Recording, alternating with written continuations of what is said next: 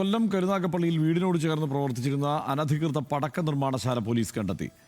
Adikkad south സ്വദേശി സുനിൽകുമാറിനെതിരെ സ്ഫോടക വസ്തു നിരോധന നിയമപ്രകാരം പോലീസ് കേസെടുത്തു. വീടിനോട് ചേർന്ന് ഷെഡുണ്ടാക്കിയാണ് പ്രതി സ്ഫോടക ശേഷിയുള്ള വസ്തുക്കൾ നിർമ്മിച്ചിരുന്നത്. വിവരങ്ങളുമായി ഷമീർ ചേരുന്നുണ്ട്. ഷമീർ, എന്താണ് വിശദാംശങ്ങൾ?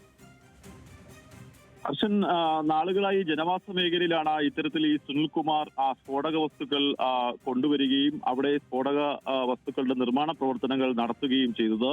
ഇത് നിരവധി തവണ പരാതി നൽകിയെങ്കിലും ഇത്തരത്തിൽ നടപടി ഉണ്ടായില്ല.